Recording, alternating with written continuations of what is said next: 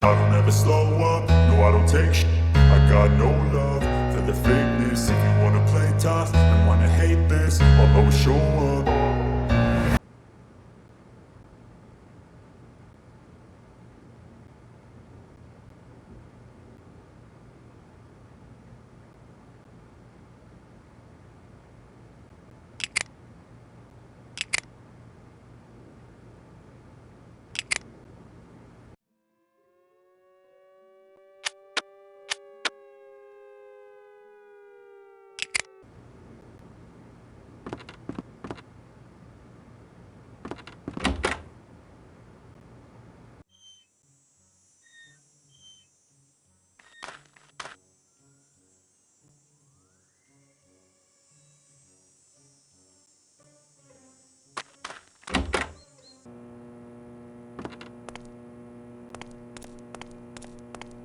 Like a ride to the island?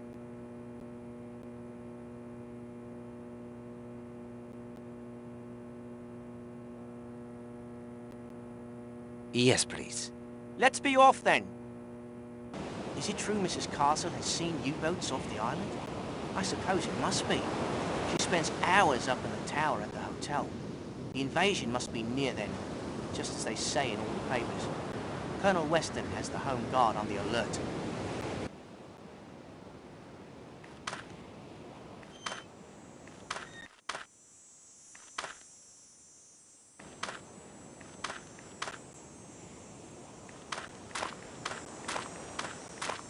I need a little time to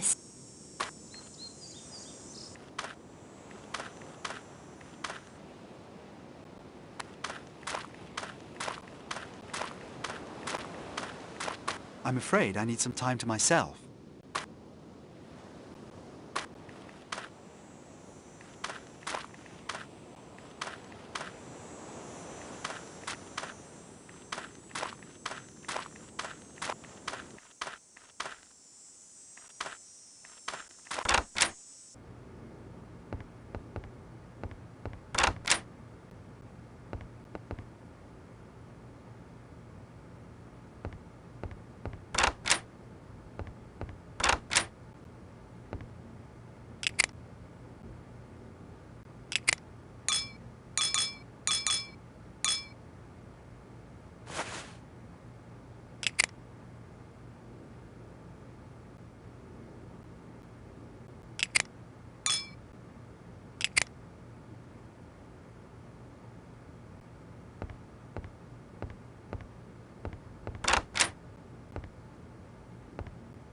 Afternoon, Mr. Poirot. Terrible thing, this murder.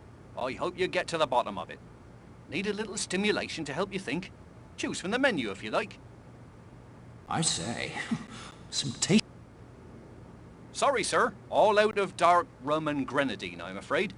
Blame George. It's his favourite drink. Allow me the contribution. Grenadine? I can't imagine where you found it, but thank you, sir. This will do nicely. I can now make Planter's Punch again.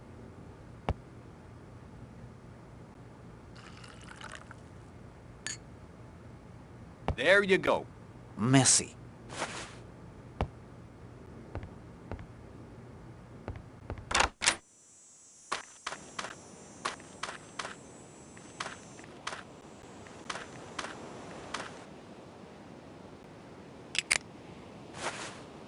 Hastings, those are expensive.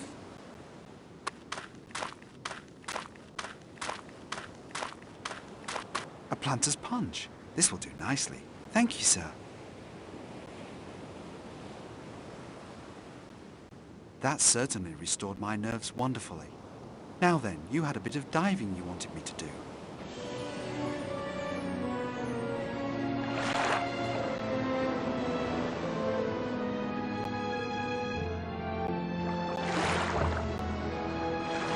No luck yet, sir, but I'll have another go.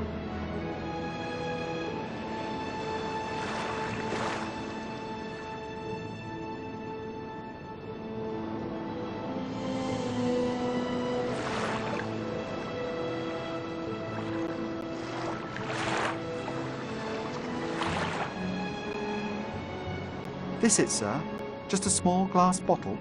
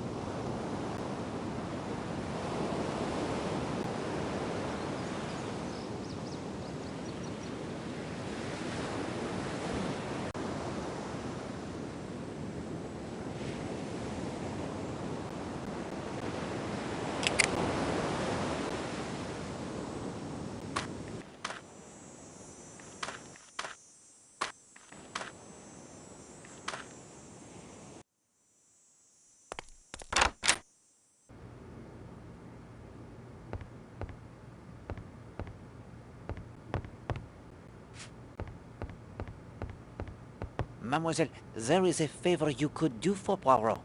Would you be willing to help with an experiment? What kind of experiment? Or would you be so kind as to open the jar for me, please? Ah, I see you mean to prove your theory that no woman would have the strength to strangle Madame Marshall.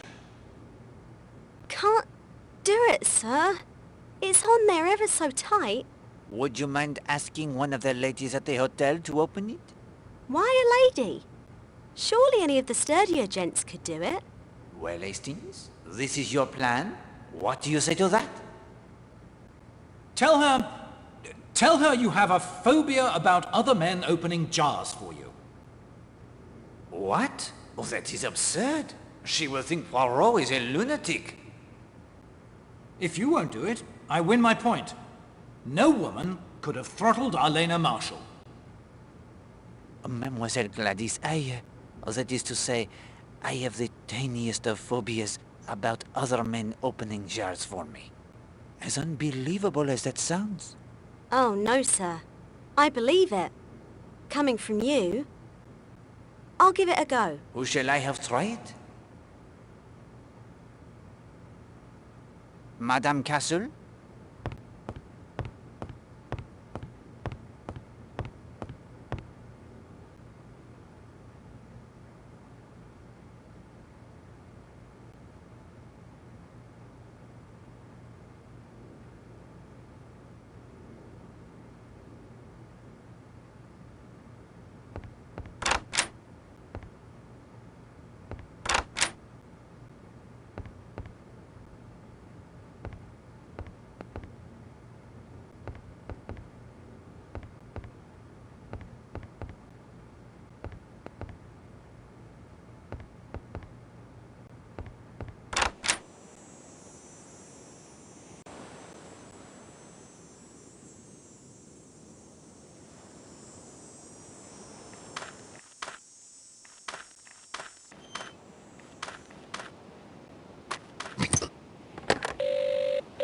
Hello?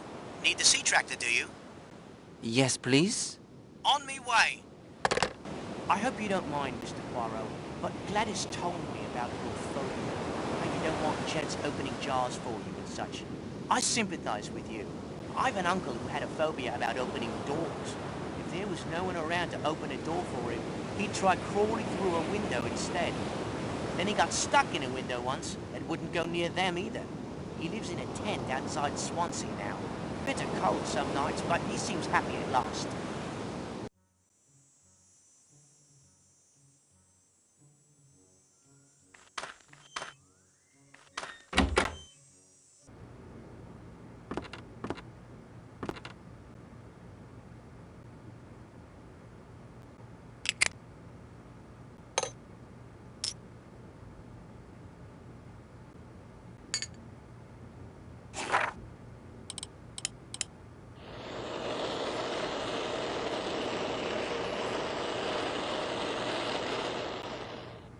The bottle thrown from the balcony, it contained artificial suntan.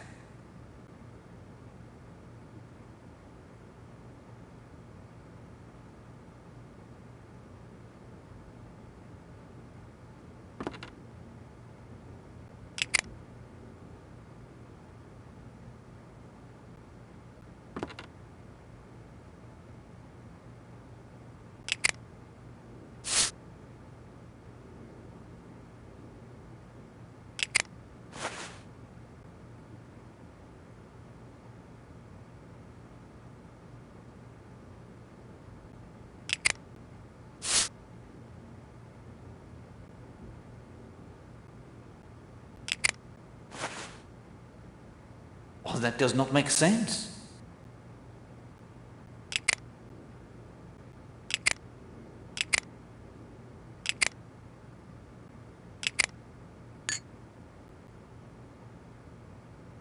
I will not... May I help you? No, merci.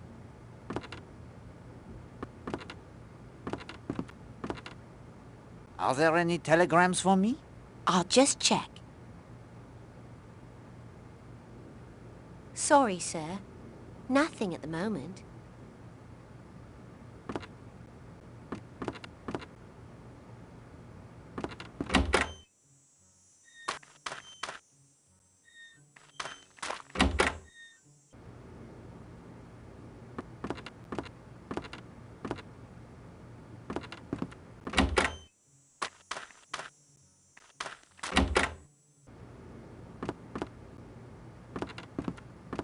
we talk later, Poirot?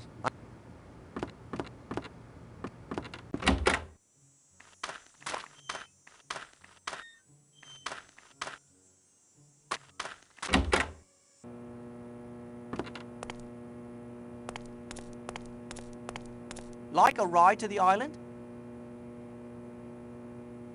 Yes, please. Let's be off then. I have a theory about the murder. What if it wasn't murder at all? Suicide. I know what you're thinking. I know it's difficult to commit suicide by self-strangulation. But what if Miss Stewart was choking on something like a chunk of apple or something?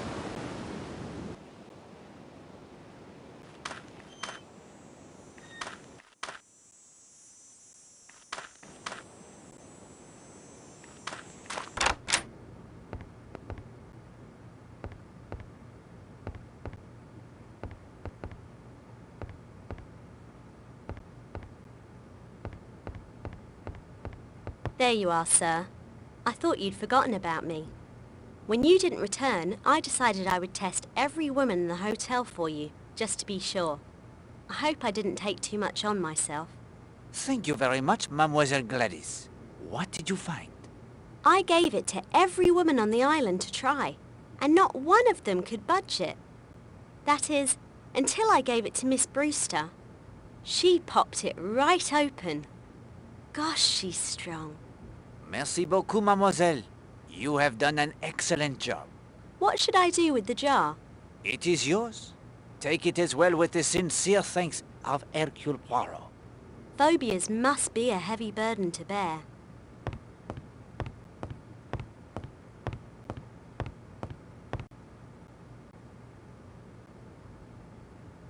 Eh bien, Hastings, we progress most satisfactorily. The course now is to identify and to remove the red herrings that obscure our true path. Where have our investigations taken us? I will remind you of those moments I considered the most important. You, of course, must decide which pertain to the murder of Elena Stewart, which are additional crimes that, while they may have no bearing on the murder, must still be solved, and what we still must learn before all questions are answered and the guilty unmasked. Are you ready, mon ami? As ready as I'll ever be, I suppose. But could I have my sixth clue to the secret of the finger of suspicion first? But of course, the sixth clue is telephone. Telephone. Let's see what we have so far then.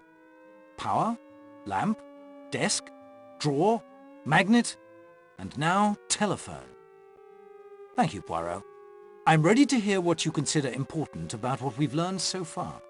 First, what are the mysteries we are trying to unravel?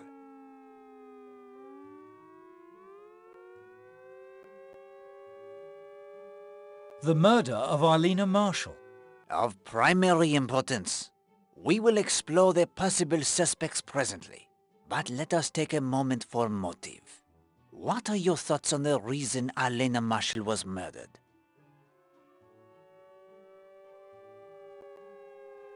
Money. Arlena Marshall was a rich woman, thanks to her career as an actress.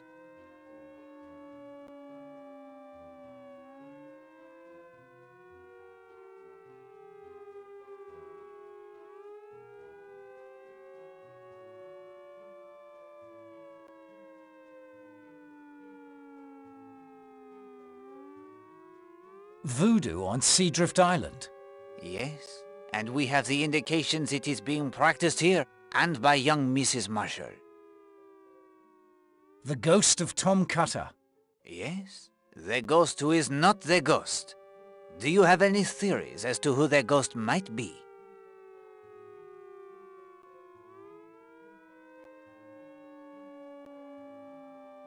Mr. North.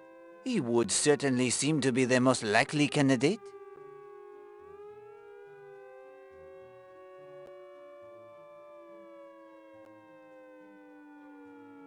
The activities of fifth columnists. Yes, it seems clear that Mrs. Castle watches, but not in the name of England. The birdwatcher, Mr. North. Yes, the report from Scotland Yard, which I hope you have read. It tells us he is the smuggler But of what? Is he allied with the Fifth Communists? Or someone else? Bullets and Mr. Blatt. Yes, Monsieur Blatt is shot at, but fails to mention the fact. Shot at by whom? A German U-boat? Possibly. If it were the authorities, I am sure Colonel Weston would have been informed. Yet he did not find the incident of sufficient interest to tell anyone. He even makes up the transparent lie of storm damage. Why? The murder of Alice Corrigan. We know little of the details of this case. Only that the husband was implicated and cleared due to the unbreakable alibi. And this crime was committed near Brixham as well. It may yet prove to be connected to the Millie Parsons case. I thought the police proved that Fell couldn't have been the killer. There may be another connection, Hastings. Do not rule it out. The murder of Millie Parsons. We now know enough of the circumstances in the crime to point towards a killer with motive and opportunity. The anthropology instructor, Gideon Fell. And unless Mr. Fell is on Seadrift Island or in Leathercombe Bay in disguise, he is not a suspect in Arlena Marshall's murder. Yet there were several persons who either intimately or peripherally involved in the case on Seadrift Island. True, and 2 points remain to be cleared up. Can you name them? Was Gideon Fell the man you mentioned in your story of voodoo? The one who awakens in the night in the greatest of fear? Yes, it was he. Because of voodoo? Is it so hard to accept? If you accept that he himself believed in the power of voodoo? Is Linda Marshall involved in voodoo? The signs seem to point in that direction, I am afraid. Once we hear from Miss Porter and learn what Mademoiselle Marshall hides in her puzzle box, we will have our final answers, I think. Yes, all of these mysteries still bedevil us to greater or lesser degree. Now I will list the characters in our little drama. Do you believe that we can eliminate anyone from any of the mysteries we pursue?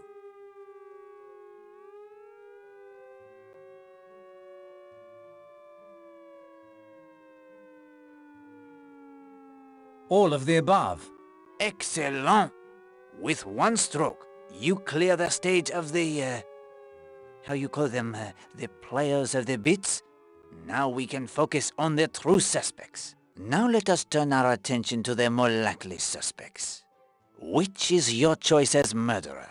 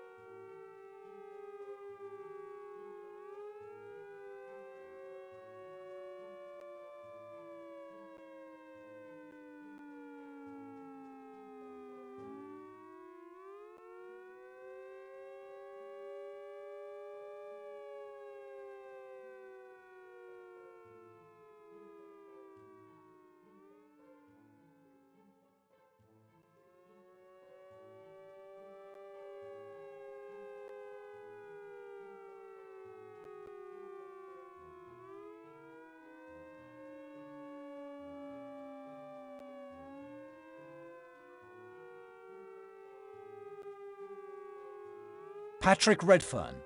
Again, an obsession that Arlena Marshall has decided to end? The lover spurned? Yet where is the opportunity? His movements are witnessed by many, including myself, until he set off in the rowboat with Mademoiselle Brewster.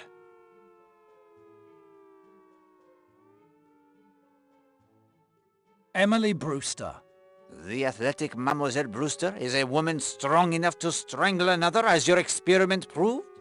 And we have not determined a sufficient alibi for her, I think.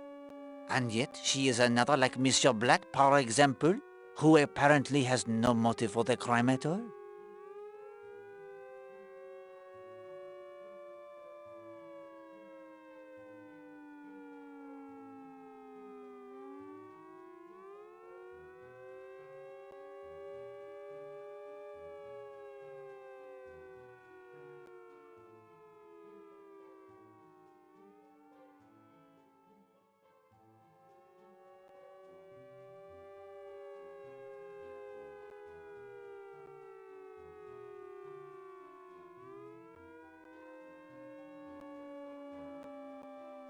Oakley Gardner. The likable Mr. Gardner, who takes so long to find the knitting wool and who was ruined by Arlena Marshall?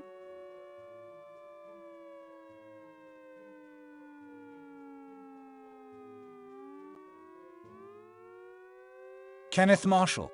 The jealous husband? Even the cool customer like Captain Marshall may have the fires that burn deep inside. And there's the money motive too. Yes, the background check of Scotland Yard should reveal if he has the reverses in business.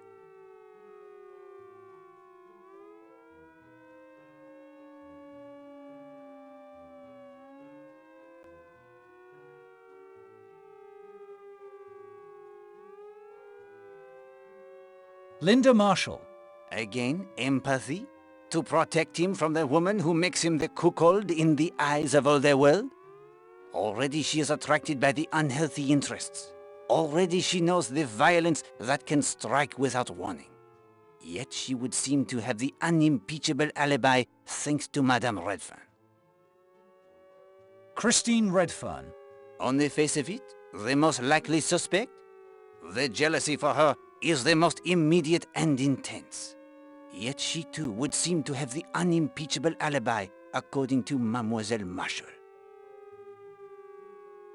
Stephen Lane. A man so consumed by his zealotry, he has lost his position as a minister of God? The religious fanatic is indeed a man who could be driven to take it upon himself to personally destroy the evil he sees.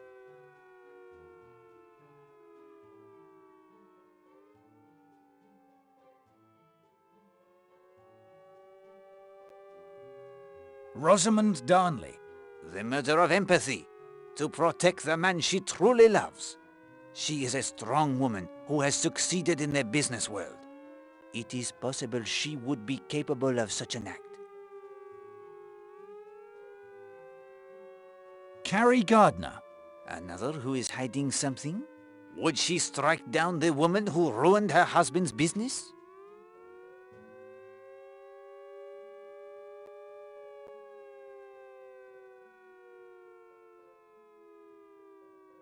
Horace Blatt. It is true the man has secrets. He would also have had the opportunity to slip quietly ashore at Cutter's Cove and depart in his sailboat during the time of the murder. Major Barry. For Major Barry, a man who has lived through the violence of war, an obsession rebuffed by Madame Marshall may indeed have turned to more violence. Hilary Castle. Arlena could have figured out that she was betraying her country. Self-preservation. I did not see among her many attractive qualities any indication that Mrs. Marshall possessed the instincts of a detective. Still, it is a possibility. Voila! There we have it then. Barring new evidence against any of those we have eliminated, there are 12 suspects. Some would seem to have no motive, others no opportunity.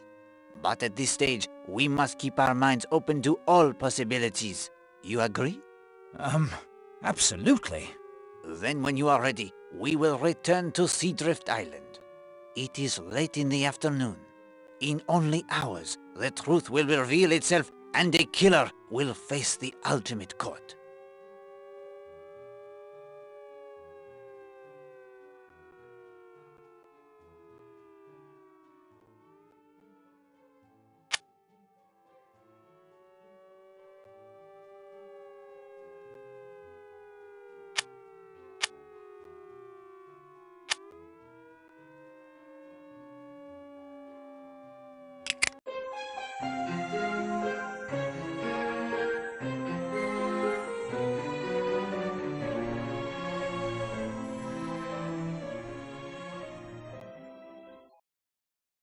Hastings, we are agreed Mrs. Castle may, as you say, attempt to do the bunk? It would be wise to make sure she does not destroy the evidence against her. Time for a raid on the safe? Précisément.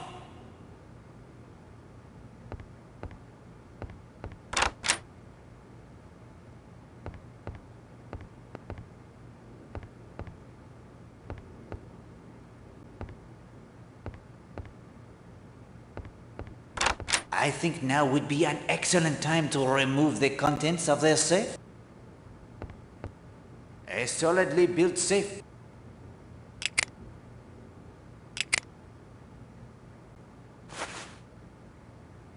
But the signal lantern, it is missing. Why?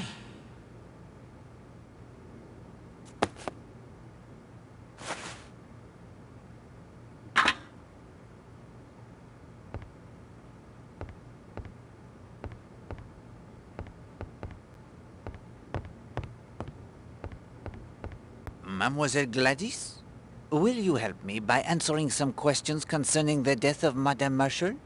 Oh, yes, sir. I'll help if I can. You were on this floor cleaning all morning? Yes, sir. Just like every day. Clean, clean, clean. Did you see Captain Marshall at all this morning? Yes, sir. He came up to his room not long after 10:30. I heard the sound of his typewriter a little later. When was that? Oh, I would say about 5 minutes to 11.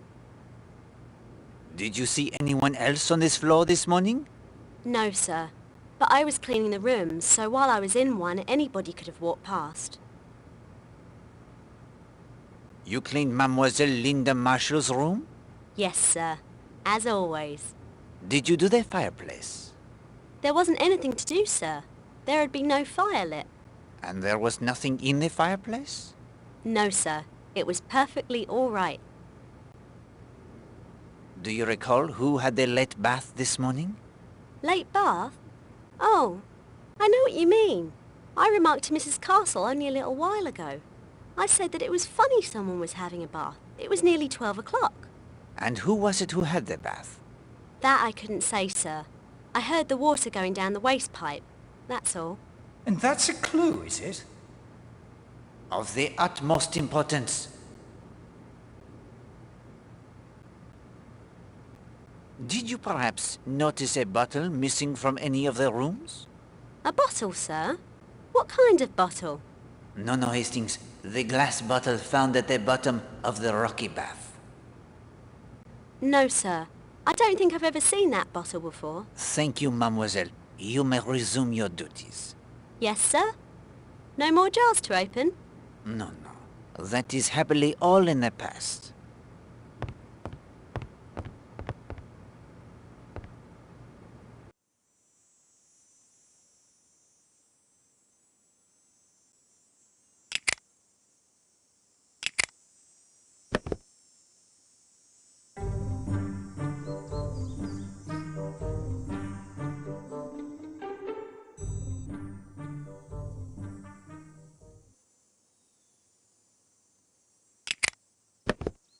These are the binoculars. They good detect your current course.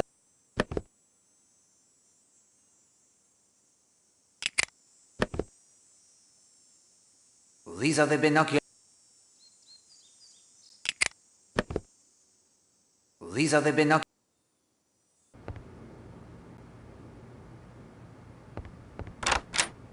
I think this room...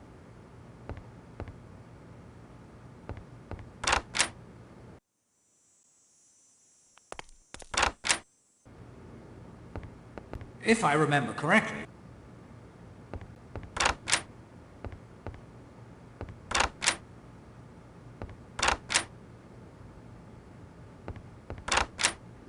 This room belongs to Mr. Blatt.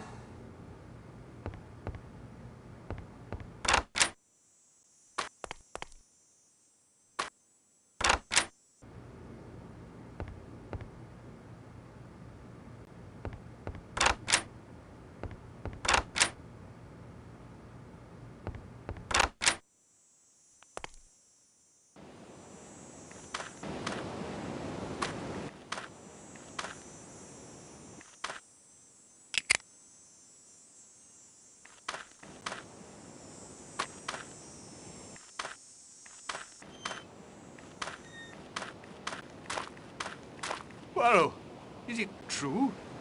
Is she dead? It is true, Monsieur Lane. You remember our conversation yesterday about the reality of evil?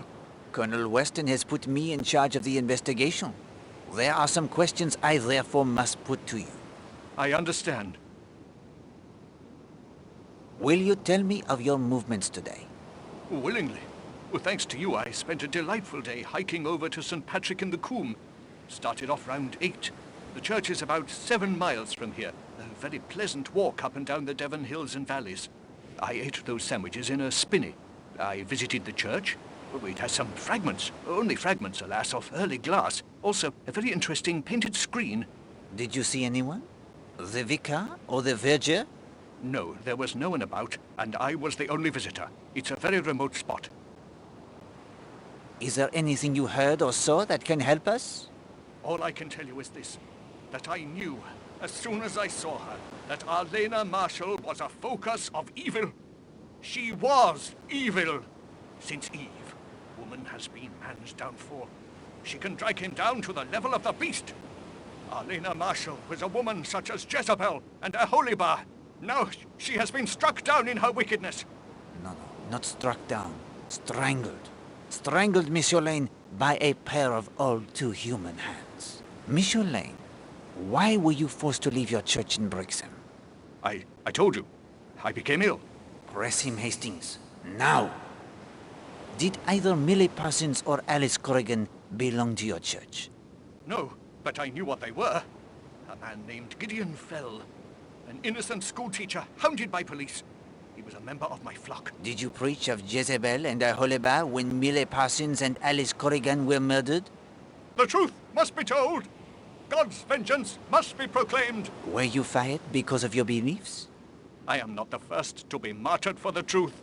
I think that I have nothing more to say to you. As you like.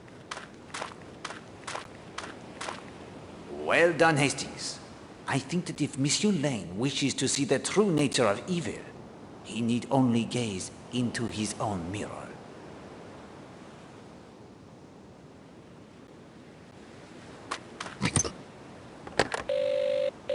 Hello? Need the sea tractor, do you? Yes, please? On me way.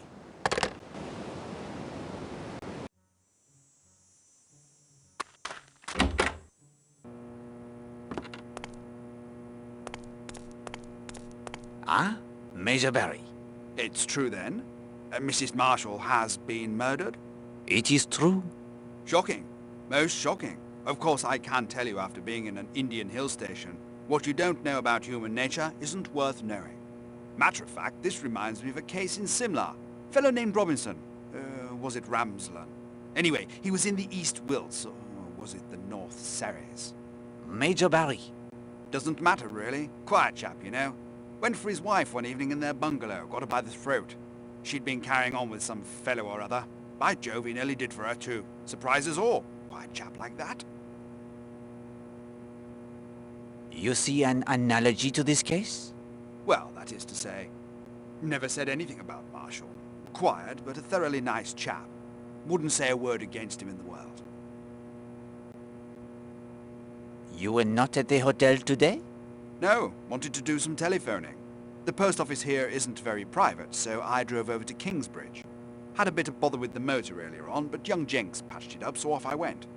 Almost ran down that fool cat and dog on my way up the high street. You were quite taken with Mrs. Marshall, were you not? You know I was, man. Have the decency to let that drop, will you? It is a case of murder, Major Barry. Poirot does not let anything drop. What time did you leave? Just before 10. What time did you return? Only just now. The drive? It is that long? Well, no. Bit embarrassing for an old campaigner like me, but I got lost. These confounded lanes, twisting and turning all over the place. Damn confusing part of the world. Did you speak to anyone in Kingsbridge? Want me to prove an alibi, eh? Saw about 50,000 people in Kingsbridge, but that's not to say they'll remember seeing me. Was there anything else? Can you think of anything else? Nothing. I'm out of it. Right out of it. My motor car is running like new, Mr. Jenks. Thank you. My pleasure, Major. Thanks to you, Mr. Poirot. I found a winch handle for you. What do you want with a winch if you haven't a sailboat? One must start somewhere, my friend.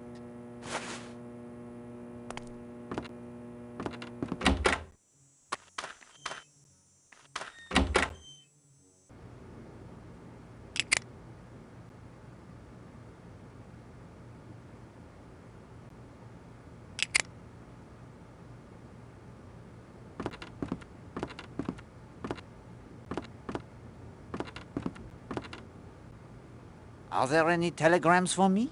I'll just check. Of course, sir.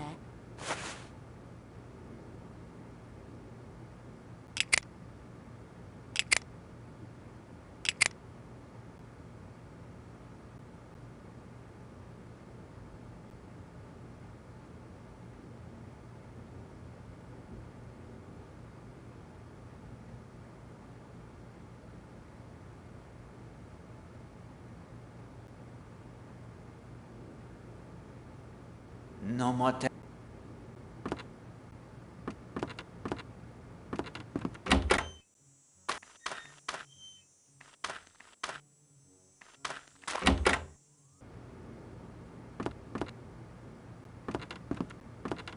Ah, there you are, Poirot. What can I do for you? Do you have the background checks on the suspects? Yes, here they are. Any news on Jimmy Nash, the photographer?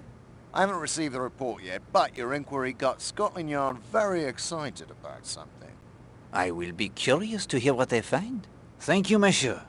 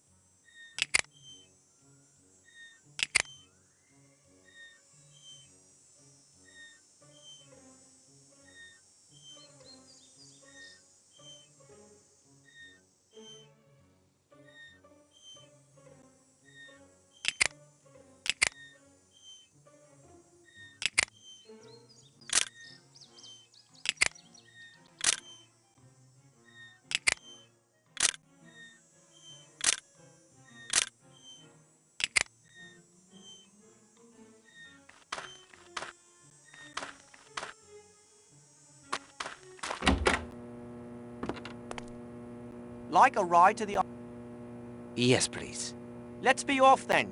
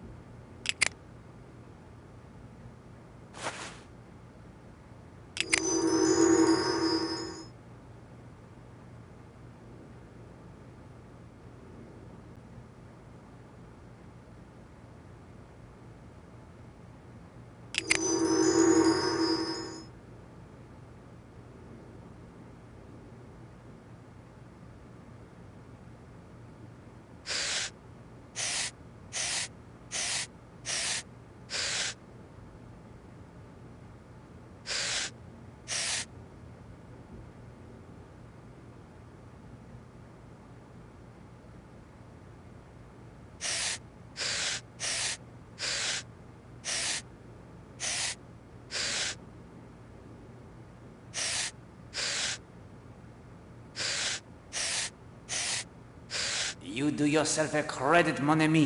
Bravo.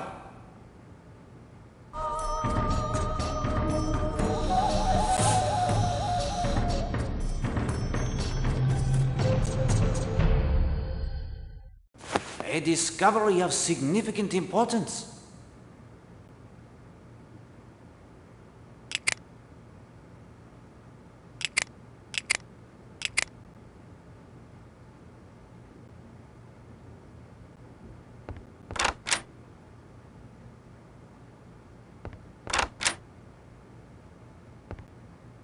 I believe we've...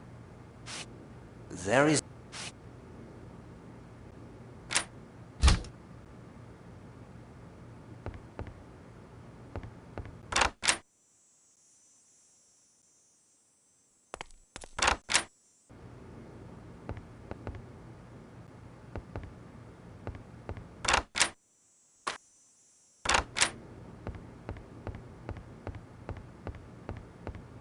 A Bible, Poirot. Not so unlikely a thing to find in the room of a former clergyman? Revelation 2:20. Thou sufferest that woman Jezebel, which calleth herself a prophetess, to teach...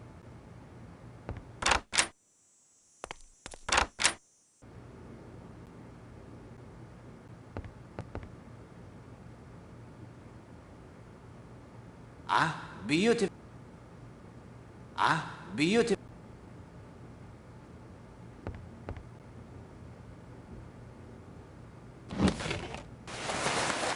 I say, Poirot, not the usual kit for a gentleman sailor. A revolver, apparently owned by Horace Blatt. The revolver is loaded. What's this? What are you doing in here? I have been charged with investigating the murder of Agatha Marshall. I don't believe she was shot. Was she? No? Then kindly return my property to me. Unfortunately, we have no choice, Hastings.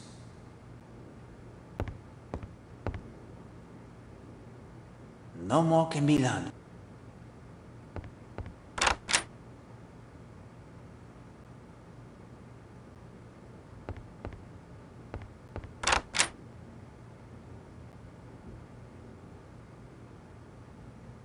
Believe me when I tell you, Hastings, there was nothing of interest in those drawers.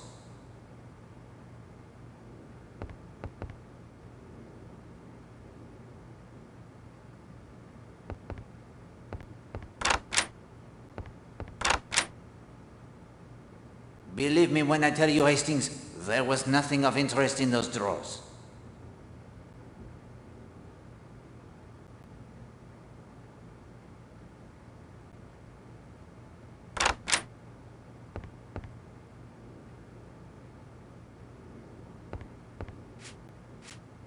Don't think me rude, sir, but I can't talk right now.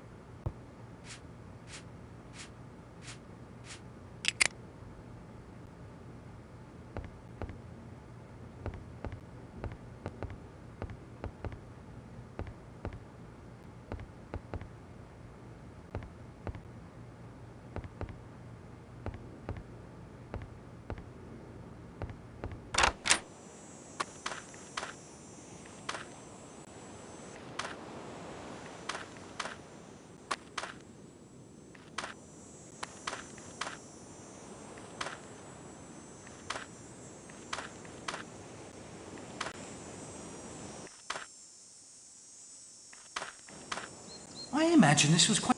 Yes, I...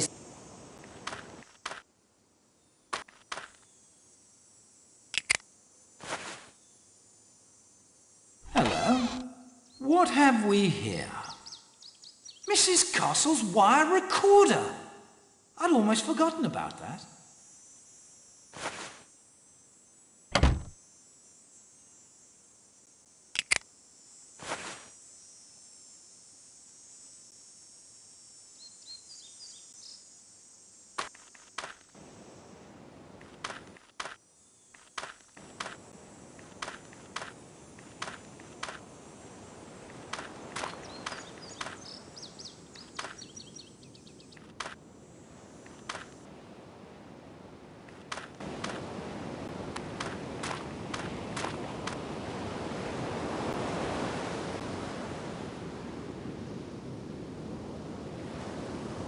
Can you row me to Cutter's Cove? Mr. Poirot, after your efforts to find Millie's killer, I'll row you any time you like. You need only ask me. Climb in.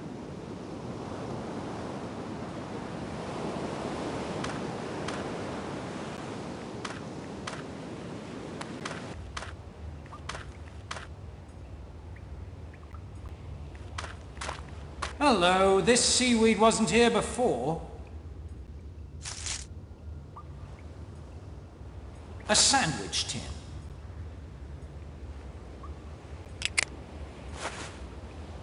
Good Lord. You must test it, of course, Hastings. But do not expect to find this is a box of powdered sugar. Too right.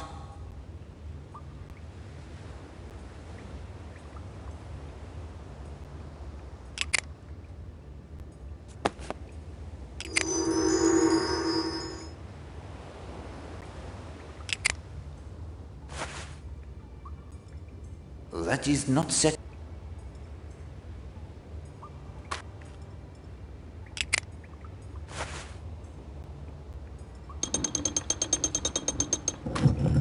A hidden passage.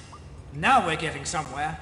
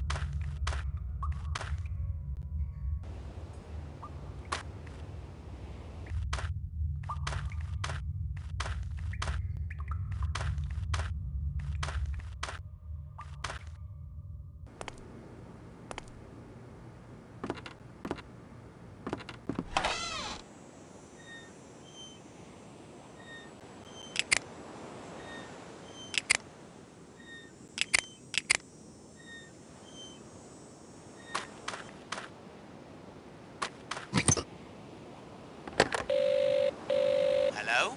Need the sea tractor, do you? Yes, please. On me way.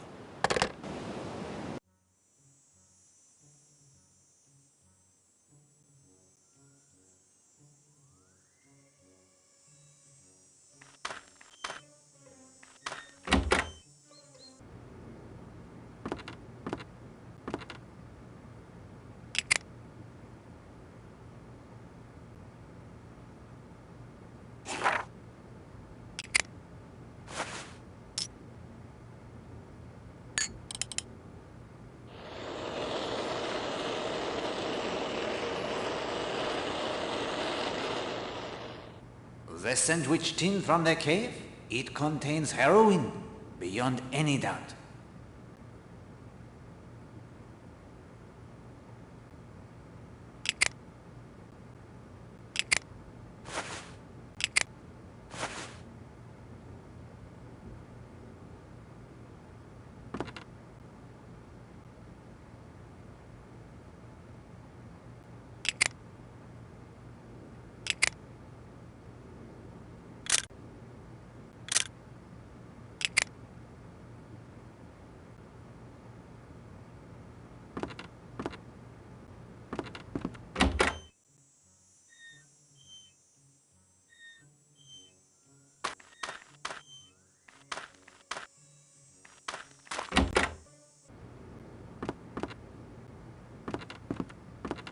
Information you requested should be available later in the day.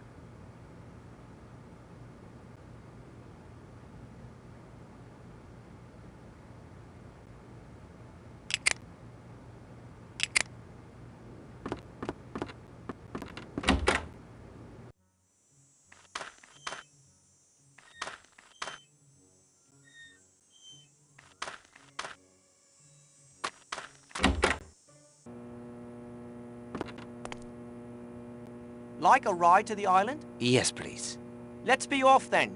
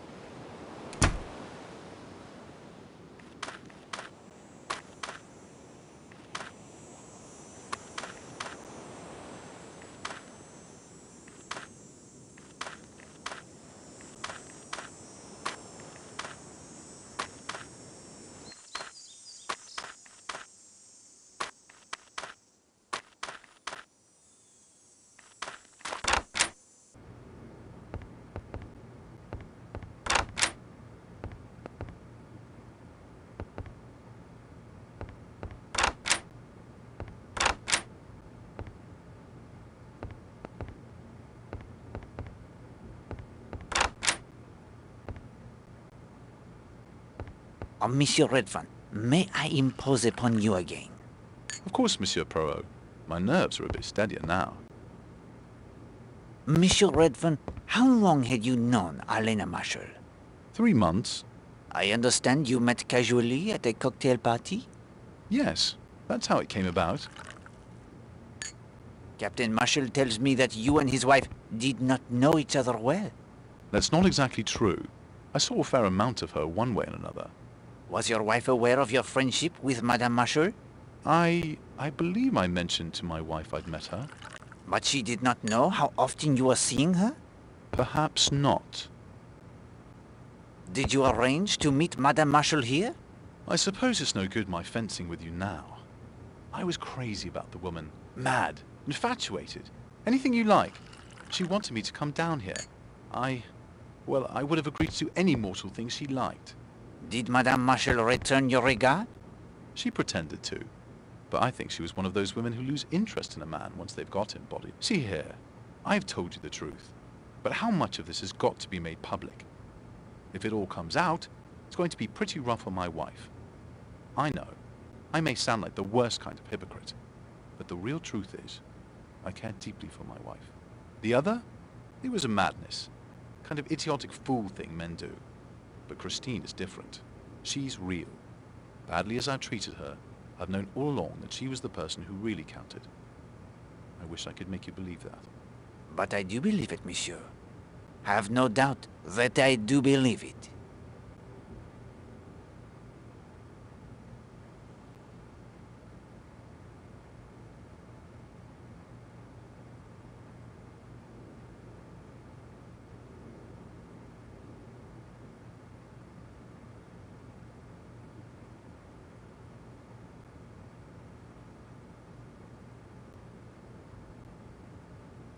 Can you think of a reason why she went to Cutter's Cove this morning?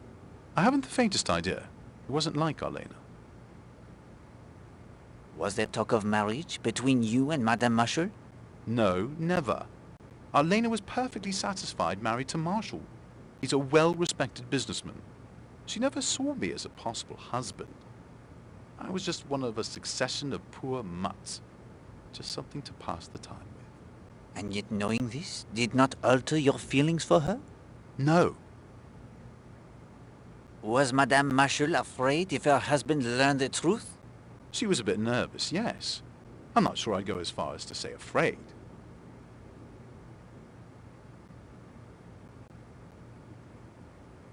Do you know of anyone in London who might have the grudge against her? Honestly, I can't think of anyone. Do you know anyone with the initials J.N.? J.N.? You mean Jimmy Nash? Tell me about him. Well, Jimmy was just one of the crowd. A photographer. Took a splendid picture of Christine and me, as a matter of fact. But now that I think of it, I did hear he and Elena were an item at one time. Haven't seen much of him lately. I'd heard he got himself into some sort of trouble over money. He just dropped out of sight. Had you an appointment? No, we usually met on the beach. Were you surprised not to find her there this morning? Yes, I was. Very surprised. I couldn't understand it at all. Monsieur Poirot, if there aren't any more questions, I think I'd like to be with my wife. Of course, monsieur. I think you will find that she would like that as well.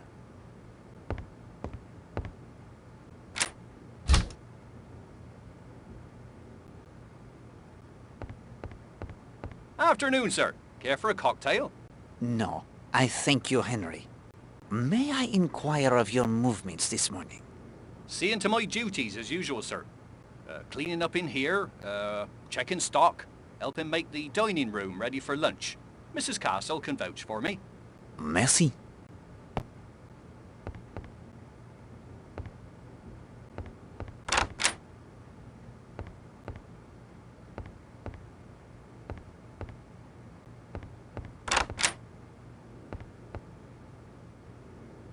A solid.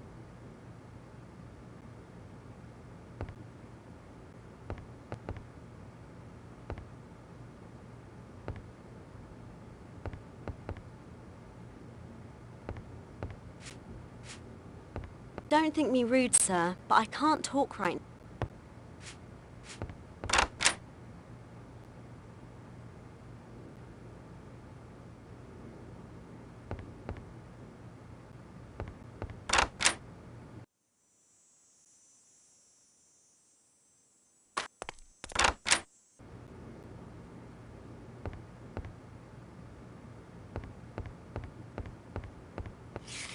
This looks important. I will keep it in my notebook.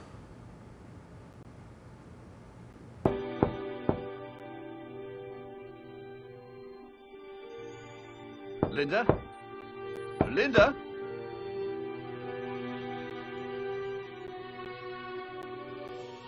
Linda, dear, I'm having dinner in my room. Would you like to join me? Linda? Linda?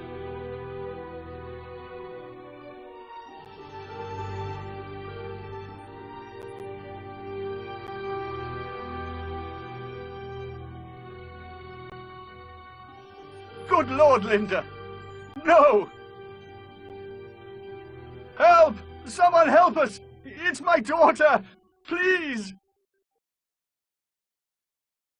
The doctor was called immediately. Mademoiselle Marshall's stomach was pumped. It was a near thing, but she was saved. Thank God. The trial was purchased for her, of course, not her stepmother. Yes, she is caught between two worlds, Hastings. Not the real world and the supernatural, but childhood and adult. We have seen how she played up to Will Jenks. Was it just for a shovel to build her polo matin? I do not think so. I would advise speaking with her as soon as we return to Seadrift Island.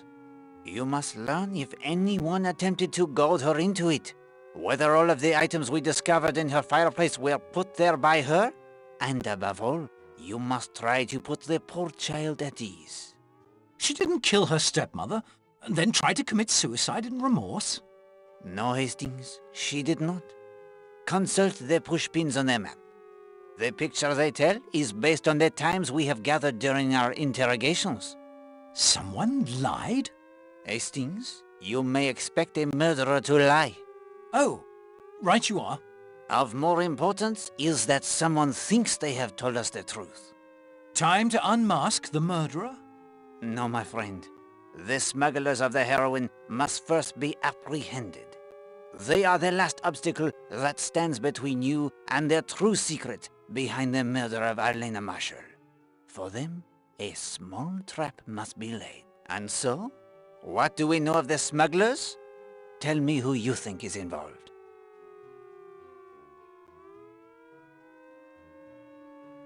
North. He's no birdwatcher. Excellent, my friend. Yes, Mr. North from London with his criminal background seems an obvious choice.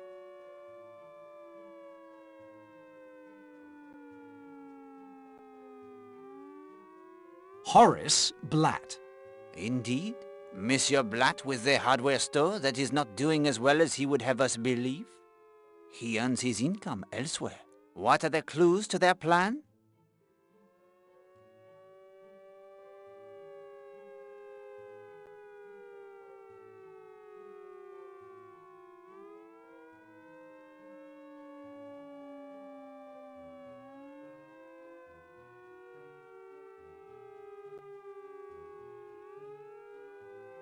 The colour of Blatt's sails. Red and white. Oui, bien. What do they signify?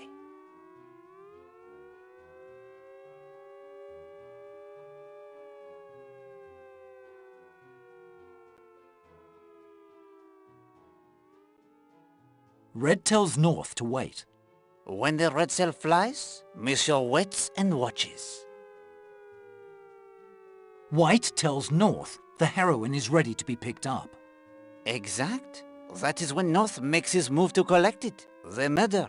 It throws the plans of Monsieur Blatt and Monsieur North into disarray. They dare not retrieve the sandwich box from the scene of the murder, with so many police tramping about.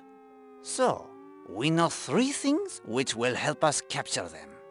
The first, they assume the heroine is still where Monsieur Blatt hid it in the cave, for no outcry has been raised.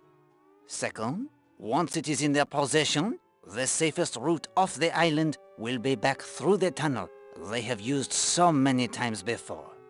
And third, we have the means to stop them in their tracks. What do we possess that Monsieur Blatt must need most desperately to navigate the tunnels beneath the island?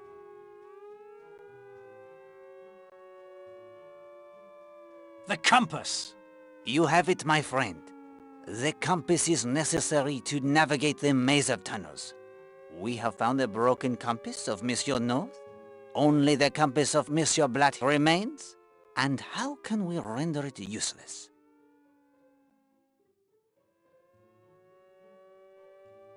Throw it off with the sliver of magnet we found in the garage. Yes, of course. We return the useless compass to Monsieur Blatt, replace the sandwich tin, and the trap, it is set. Now all that remains before we return to Seadrift Island is the last clue concerning the magical finger of suspicion. Before you give me the last clue, may I see how I am doing so far? But of course, present the clues you have so far, and your interpretation of them. If you choose correctly less than half of the time, I will give you an additional hint, along with the final clue. Power was the first clue.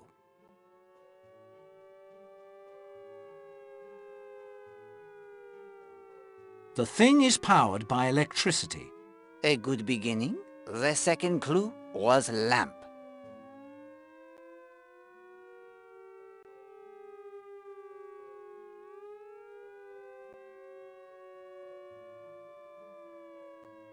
The finger of suspicion is powered by the same circuit as the lamp. Yes.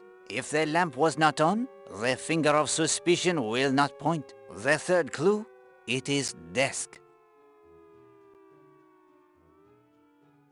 The wires from the lamp to the finger of suspicion are in the desk. And the wires? They are very cleverly concealed too. The fourth clue, it is drawer.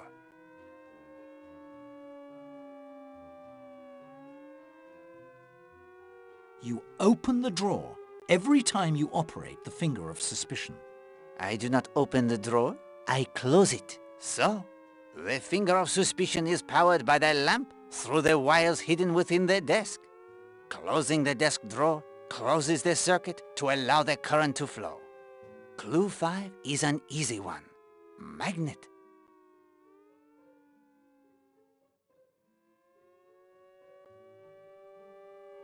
The finger is controlled by a magnet you hold. The magnet? It is here in my ring. There is a magnetic switch embedded beneath each of the oracle-like pronouncements. If the circuit is complete, a single movement controls the finger and the switch is thrown. The finger then comes to rest there. If the power to the switches is missing, the finger moves every which way as I move my hand, never settling in one spot. In this way, I did not need to leave my hand hovering suspiciously above the correct answer to your question. The switch is reset every time the circuit is broken, and the device is ready for the next. And the sixth clue, the telephone.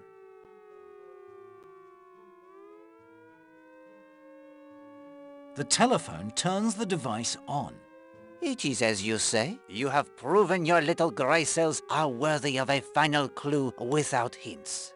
After the denouement on Seadrift Island, we will wrap up this last little mystery. The clue is code. Some code I enter into the telephone. Of course. Without it, the finger of suspicion will not point to the truth.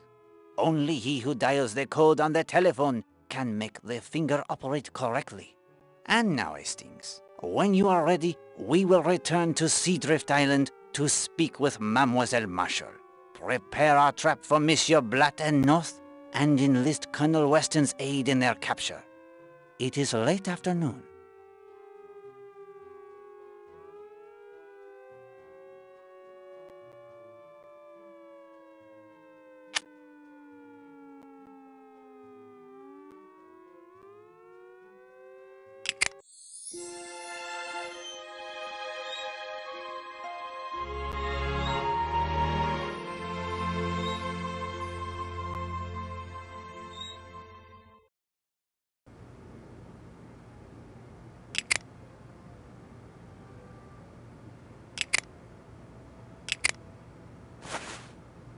An interesting idea. Well, that's put paid to the compass, right enough. It's no good now.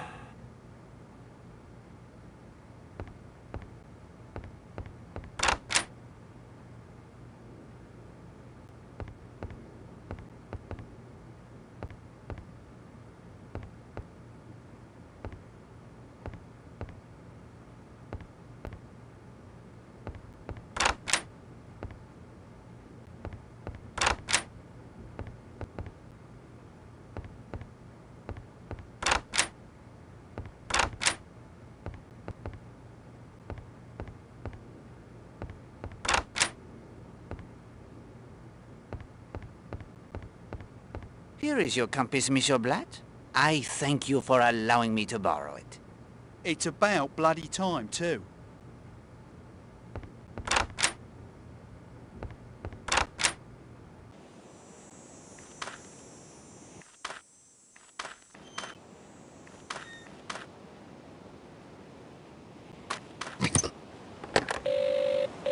Hello? Need the sea tractor, do you? Yes, please? On me way.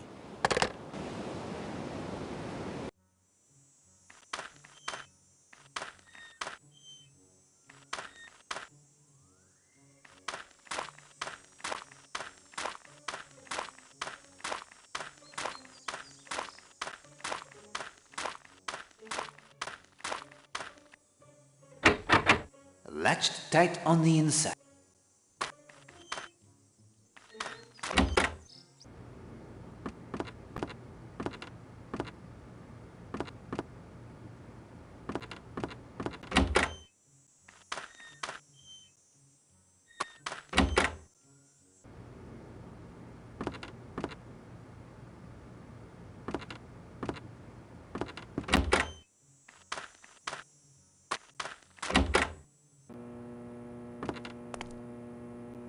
You seem in a... I'm about to make 10 quid, and won't Gladys be pleased? What is the source of your good fortune? It's the funniest thing. One of the guests at the hotel is paying me to help play a joke on somebody. I'm to lay off the island this evening in my motorboat, and when he signals from the hotel tower, I'm to pick him up and run him over to Thurlestone. It's a surprise for someone, but I don't know any more than that. We must learn more, Hastings.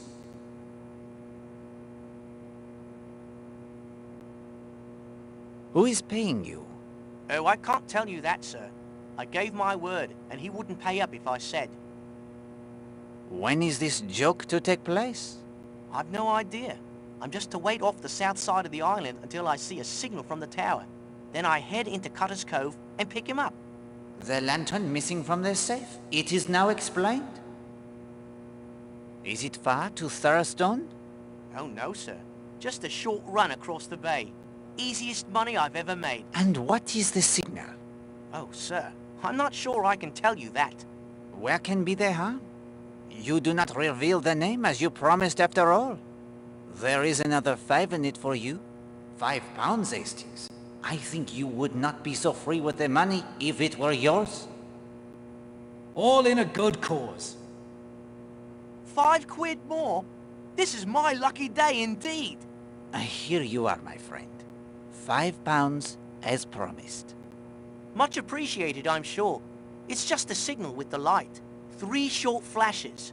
Quickly, Hastings. Consult the codes in your notebook. Choose one that will be the joke on our adversary.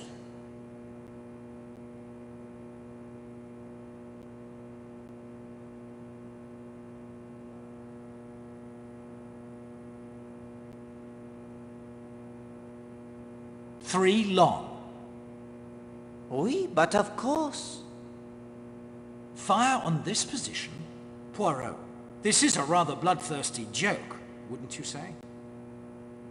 When the time comes, you can warn him if you like. Monsieur Jenks, your humorous friend cannot flash the 3 short lights out into the sea. Why not?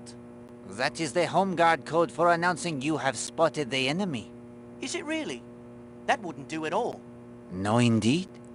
3 long flashes is the code for no enemy ship sighted. 3 long flashes. Got it. No harm done. I have plenty of time to warn him. I'm certainly glad I told you.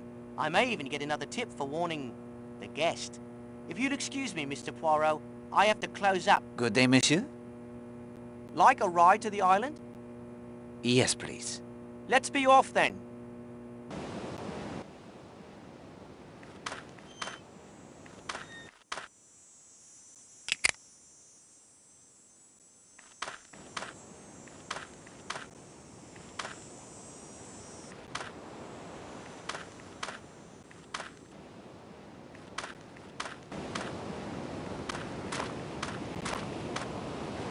Can you row me to Cutter's Cove? Mr. Poirot, after your...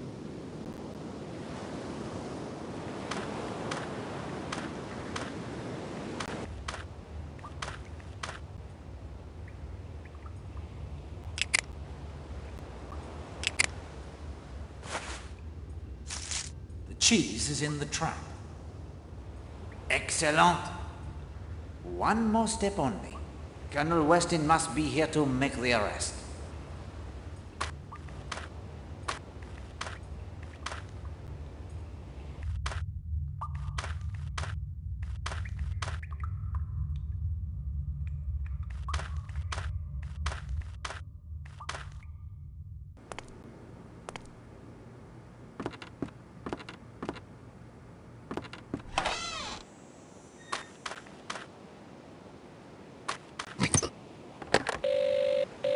Hello? Need the sea tractor, do you? Yes, please. On me way.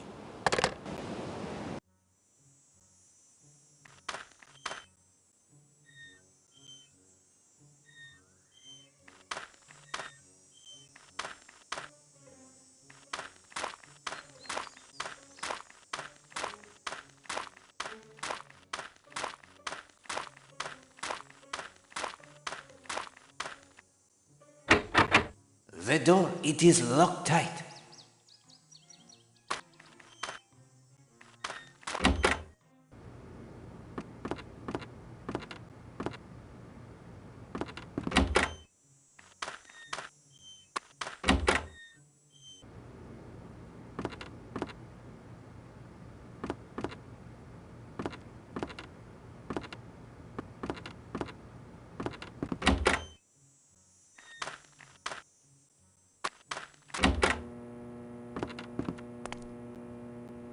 Like a ride to the... Yes, please. Let's be off then.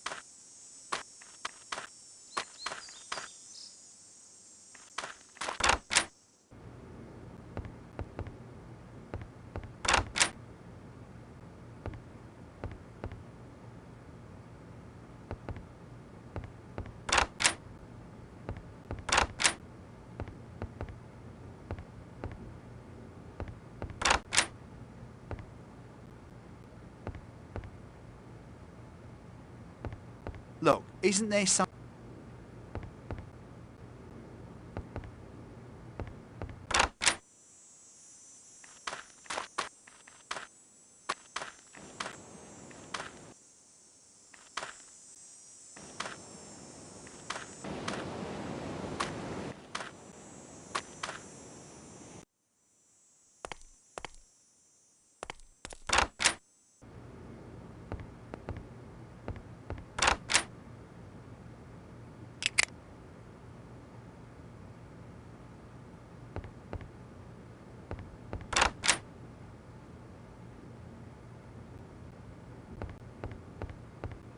Mademoiselle, it is good to see you looking so much recovered.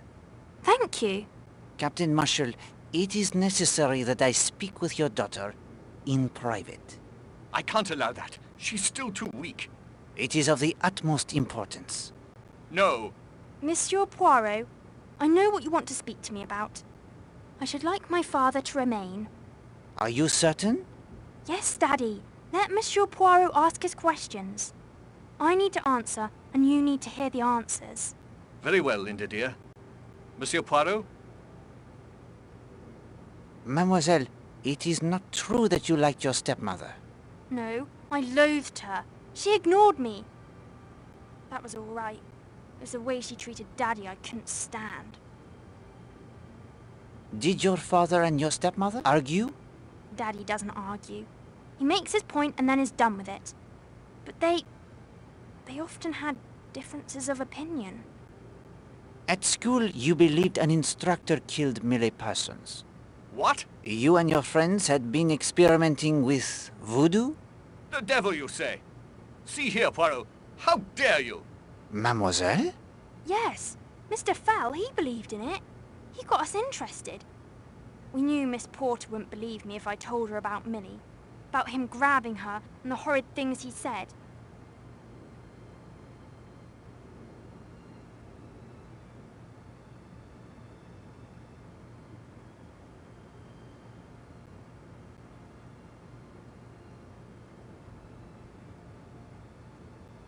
You wrote threatening letters to your stepmother?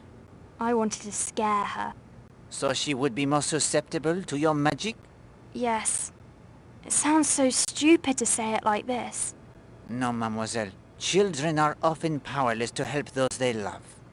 But you had felt your power at school. Is it not so? Yes, you're right, I did. I thought I could do something to stop her. And I stole Rosamond's typewriter and hid it in Mrs. Redfern's room, so she would be blamed for the notes. That was wicked, I know. You decided to dispense justice on your own? Yes. We fashioned a wax figure of him, got the nail clippings and the hair like the book said, then did the ritual at the polo matton we'd made. A pole in the cleared circle? Yes. It represents the centre of the world. Power. Then we let him have it with the pins. It worked, Monsieur Poirot. You have to believe me, it worked. Because he believed as well, mademoiselle, only that. Miss Potter found out what about the voodoo? She said we were persecuting Mr. Fell. But I think she got suspicious herself, because she fired him at the end of term. You created another doll. This morning early, I went out to the monastery ruins and performed the ritual again. Je vous ai battu. Je vous casse. Je vous maudis. Then I came back here and burnt everything. A little later, I heard she was dead. Don't you see? I thought it had worked. Just like with Mr. Fell. But I didn't want her dead, not really. I just wanted her out of our lives. Forever. Linda dear. Oh, my child. I'm so sorry. Mademoiselle, did anyone tell you to take your own life? No. It seemed the only thing I could do. I will list for you the things I have found. All right. The book of voodoo rituals, the key to the monk's door behind which you hid the wire recorder, the stick pin in the hat with some wax still adhering to it, the hairbrush, the melted wax in the fireplace, human hair burned in the fireplace, green fabric burned in the fireplace. That is all, I think. But hang on. That's not right. Something? It is missing? No, that green fabric. I have no idea where that came from. I didn't burn that. Do you see it, Hastings? Even as she puts that typewriter in the room of Christine Redfern to throw suspicion on her, someone has the same idea. As I said, the pieces of green fabric that do not match the hat of Mrs. Marshall are a significant clue. Mademoiselle, why did you try to take your own life? After I talked to you, I came back to my room. I saw someone had been sifting through my fireplace. Then later, my puzzle box had been opened. But Linda, you can't have believed, not really, that voodoo killed our Lena? No, but I knew what would happen. Daddy, I know in spite of everything you loved her. And when the truth came out, and you found out what I had done, I knew you wouldn't love me anymore. Oh, my dear girl, I'll always love you. If you believe nothing else, believe that. Oh, Daddy, Daddy, I'm so sorry.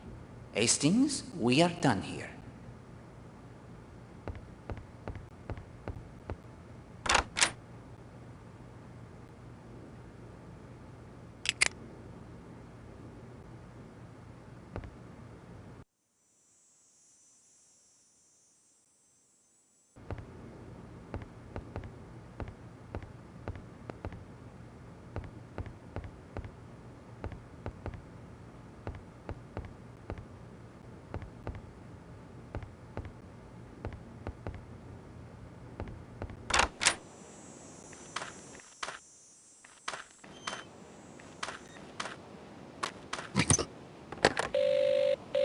Hello?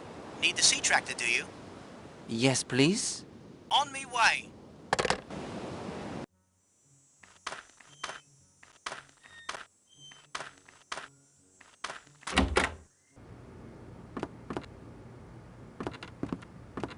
Hello, Poirot. Have there been any new developments? I'll say.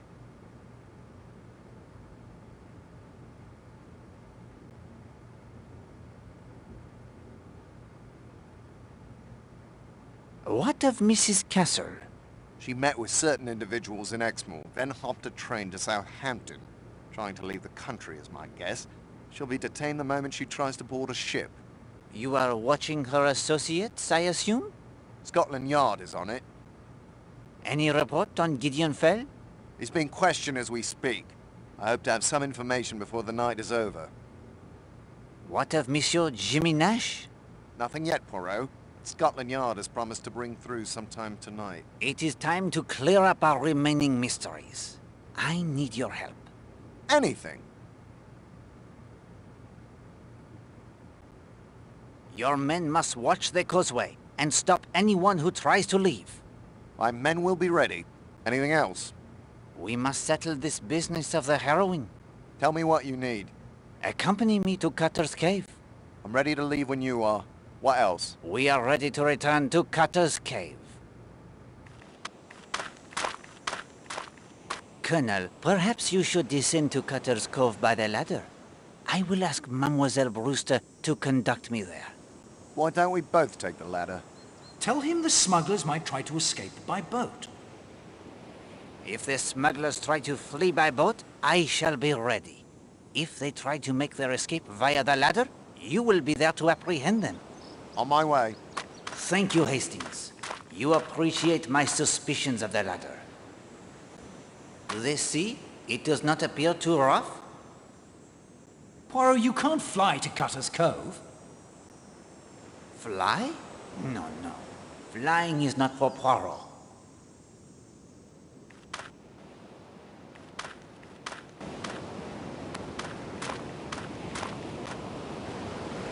Can you row me to Cutter's Cove? Mr. Poirot, after your efforts to...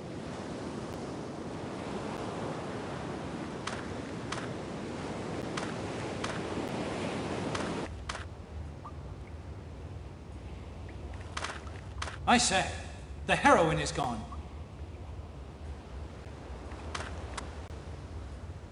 We can't leave by boat, and your bloody compass is useless. I don't understand it. Compass worked fine before I loaned it to... Oh, hoaxed it, did you? I am afraid so. Clever, aren't you? Oui? May I borrow the compass once more? I guess you've earned it. I'll take the sandwich tin if you don't mind. A few questions, only to satisfy my curiosity. You received the shipments from a larger vessel at sea? Yes? Monsieur North, you picked them up in Cutter's Cave. Yes, once I saw the all-clear signal. You used a No? the cell? Of course. Red to tell Monsieur North the shipment it was not ready. White to inform him that he could pick it up using the tunnel from the Smuggler's Rest. That's right. I'd nicked a spare key months ago when the place was still open. Worked quite well for us until a U-boat took some pot shots at me when I was making the rendezvous at sea. Too dangerous now. That was to be our last shipment for a while until we could find another way. The war, it is an inconvenience. You can say that again. Playing the ghost was your idea, Mr. North?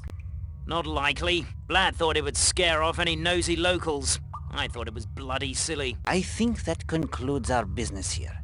Colonel Weston, if you could hand Monsieur North over to your men, I would like Monsieur Blatt to join us this evening in the dining room.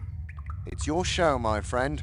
I'd shoot you, Poirot, if somebody stole my gun. Eh bien, Hastings. The murder of Millie Parsons, it is now explained.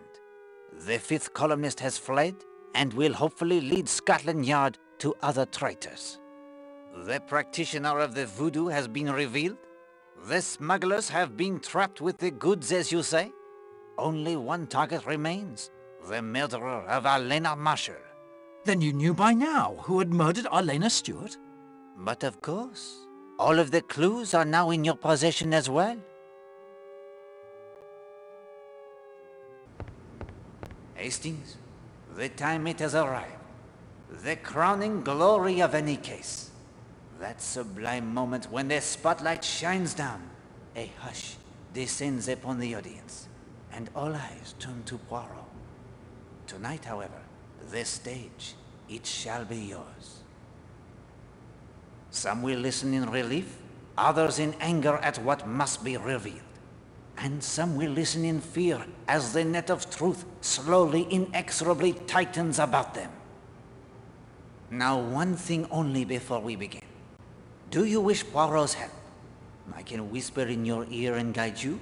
Or, if you feel brave, I will sit back and let you present the case your own little grey cells have constructed for you. What then is it to be?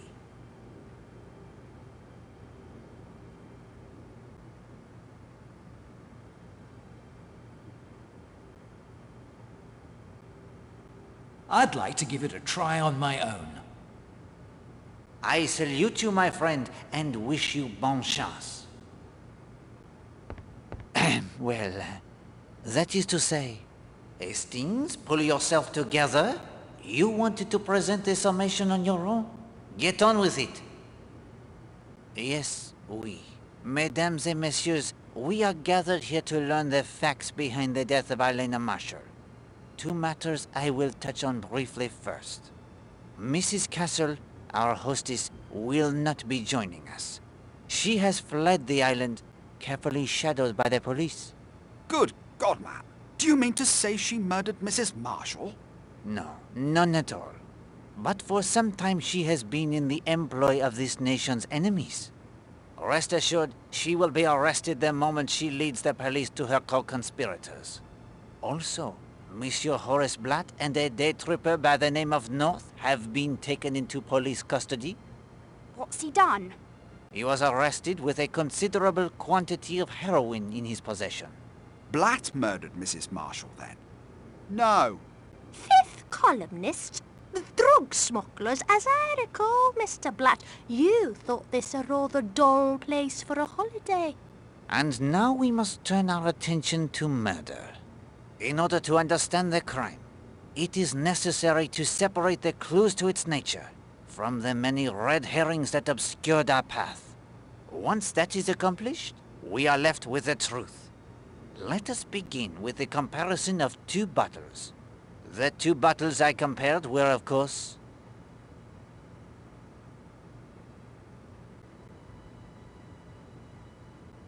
The bottle from the rocky bath and a bottle of Trianol. While the bottle tossed into the rocky bath is important, it... Yes, absolutely. Eh bien, we begin again. Perfume bottles. I speak of the 2 perfume bottles. The first bottle was in Madame Marshall's bath. She had applied the perfume before leaving on her float this morning, as I myself remarked. Why would she need a second bottle? And why was it found in the cave? Next, we come to another comparison. And for this, we owe much to the expertise of Mademoiselle Darnley. 3 pieces of green fabric. A torn piece of fabric was found near the cave in Cutter's Cove. Another piece of green fabric was found in the fireplace of Linda Marshall. They appeared to be the same fabric as that of Madame Marshall's hat. In fact, Mademoiselle Darnley was able to tell at a glance that neither was the silk from the hat. I will now turn to another curious incident of this morning. Someone threw a bottle from the hotel balcony. It narrowly missed Mademoiselle Brewster. Why dispose of an unneeded bottle in such a fashion when there are convenient dustbins? The contents of the bottle was also surprising. Artificial suntan. Testing proved the bottle it had contained artificial suntan. But the weather, it has been most agreeable. The sun, it shines every day. Who would need such a thing? Then there was the contents of Madame Marshall's flask. Trianol. Her coffee was laced with a heavy dose of the sedative Trianol.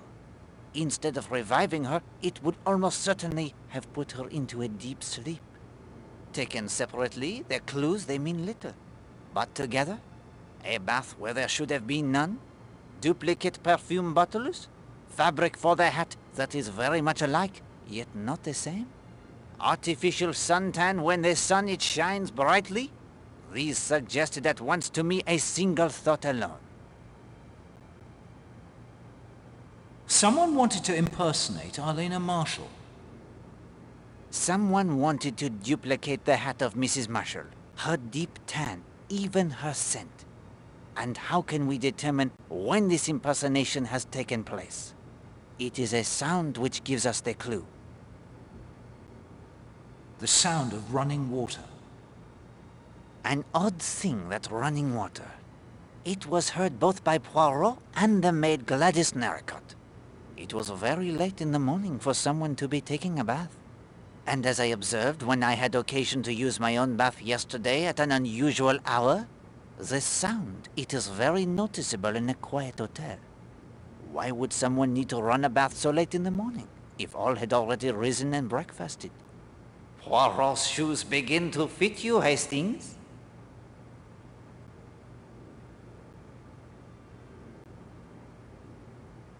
To remove the artificial suntan. To wash off the artificial suntan, perhaps? The bottle, of course, it is thrown into the sea after the suntan is applied, narrowly missing Mademoiselle Brewster. It becomes clear, does it not, that someone impersonated Madame Marshall this very morning, very near to the time of her murder. But why? To provide an alibi for the murderer. Précisément. I have calculated the time it would take for every person on this island to reach Cutter's Cove, murder Madame Marshall, and come away again between 20 of 11 and 15 minutes to 12. And I tell you that only Mademoiselle Darnley can have done it. Monsieur Poirot. Comme-vous, mademoiselle? You were the only one close enough. Yet the nature of the crime, strangulation by powerful hands, eliminates you. Captain Marshall was typing the letters. Linda Marshall and Mrs. Redfern were together at Sanctuary Cove. Monsieur Redfern is in plain sight of several people, both guests and hotel staff. Mrs. Castle tends to her duties. The gardeners were together above the bathing beach, except when Monsieur Gardner goes to fetch the knitting wool. Despite Madame Gardner's apprehensions, he would still not have had enough time to do the deed. Mademoiselle Brewster swims, converses with Poirot and Rose. Monsieur Blatt sails. Major Barry gets lost. Monsieur Lane hikes. What about the tunnels? Ah yes, they're tunnels. They would certainly allow someone to reach Cutter's Cove undetected if their secret were known. But they do not make the trip there any shorter. Whether you travel from the Smuggler's Rest to Cutter's Cove, or the monastery ruins to Cutter's Cove via path or tunnel, the time it is almost the same. And without a compass, you may rest assured the trip would be much longer. The method of murder? Strangulation by a powerful pair of hands. Only a man or a strong woman could have done it. It is true there is a woman in this room who could have done it. Mademoiselle Brewster. Forgive me, mademoiselle. Not at all. I believe in keeping fit. This fact helps us to eliminate Madame Castle, Madame Gardner, Madame Redfern, Mademoiselle Darnley, and Mademoiselle Linda Marshall as the strangler. Strangulation, yes. A method of murder seen before in Devon. A schoolgirl named Millie Parsons. A housewife named Alice Corrigan. One murdered only a few weeks after the other earlier this year. One of these murders is connected only slightly to the death of Elena Marshall. But the perpetrator of the other is far more intimately involved. The murderer of Alice Corrigan. Alice Corrigan and Elena Marshall were murdered by the same man. How does Poirot know this? The unbreakable alibi. The primary suspect in Alice Corrigan's murder also had the unbreakable alibi just as we face here.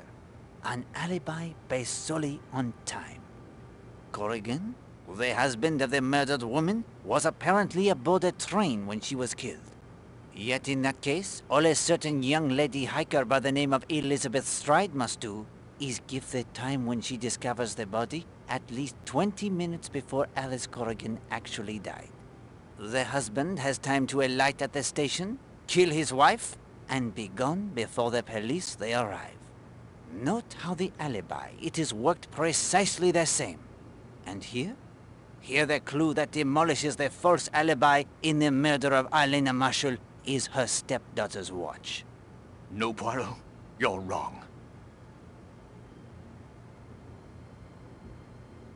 Linda's watch keeps perfect time. If the watch of Linda Marshall it did not keep their perfect time, I might have forgiven certain testimony as an honest mistake. But there was no honesty about it. It was a deliberate lie. The liar is Christine Redfern.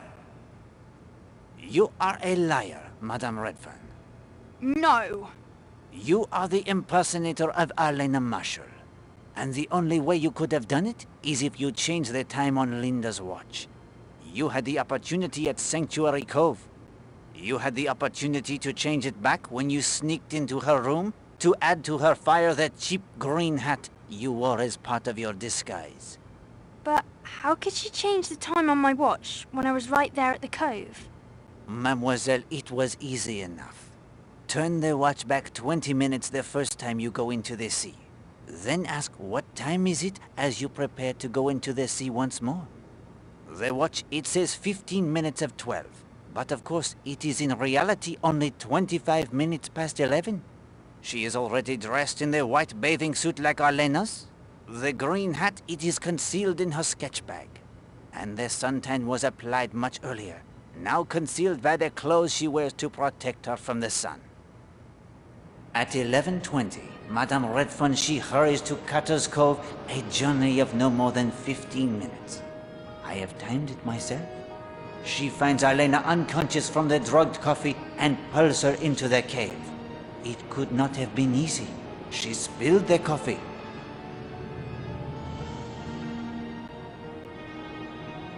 Tore her hat.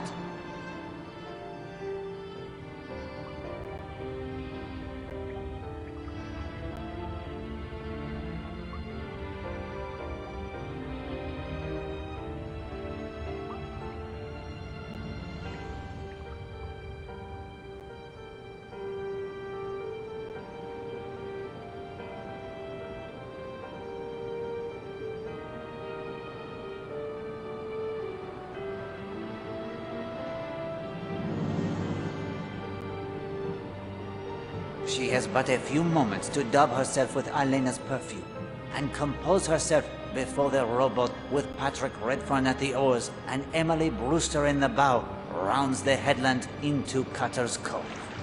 The time, it is precisely 11:40. You have no proof of any of that.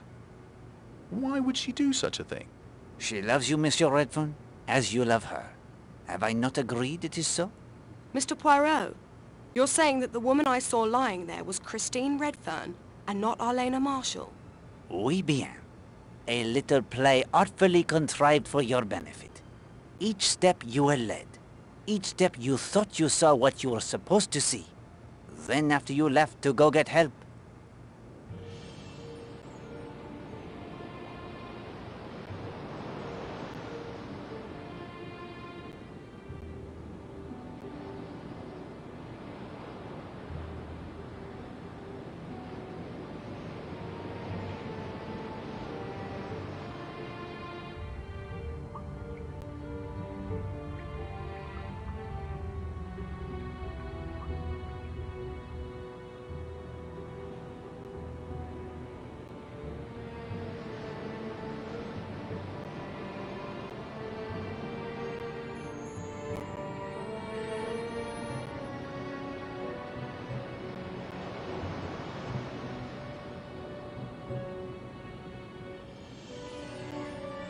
and then the real murder occurs.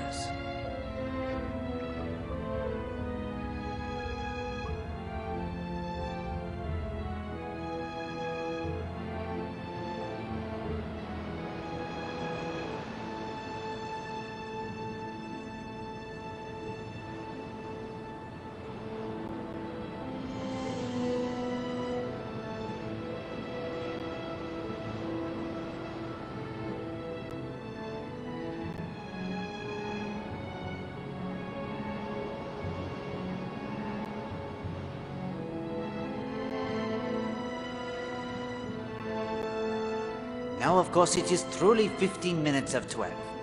Madame Marshall has the time to wash away the artificial tan, change his clothes, and arrive for her tennis rendezvous. Monsieur Poirot, I am sure everyone will agree that I might have had a motive to kill Arlena, but not Patrick. You think I believe in your jealousy, mademoiselle? When your husband, if he is indeed your husband, loves you and you know it to be true? No. The true motive lies in two documents. Letter from J.N. A letter from a former admirer named Jimmy Nash gives us an insight into Mrs. Marshall and her relationships with a certain kind of man. It is clear that he has requested and received money from her sometime in the past. Letter from Arlena's solicitors. A telegram reveals that a sizable portion of her fortune was paid out last week to her. £10,000 to be exact.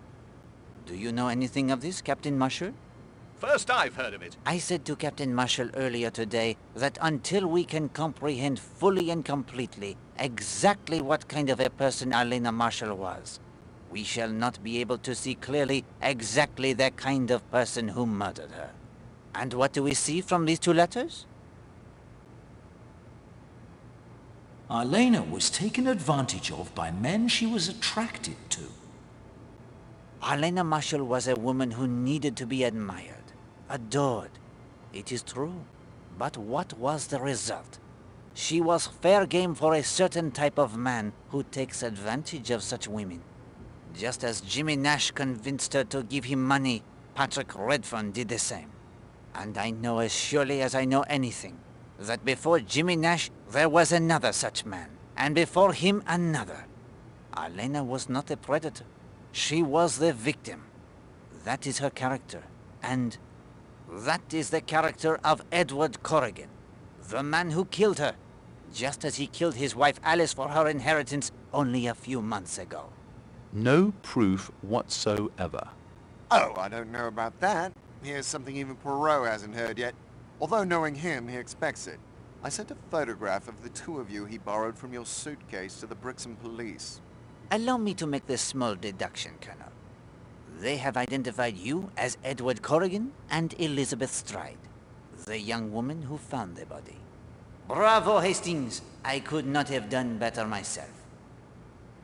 Thanks, old man. That's dashed kind of you. Oh, well, that's torn it. Edward, don't be a fool.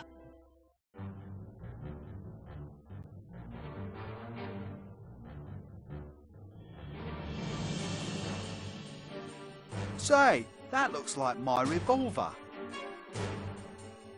You can go quietly to the noose if you like, my dear. I have other plans.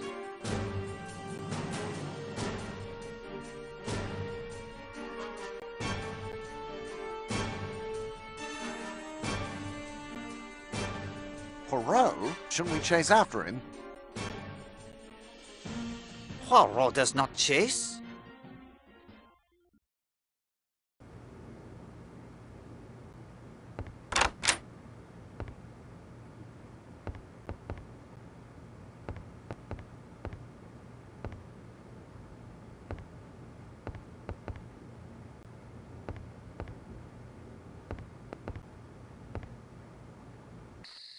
You damned, interfering, lousy little worm.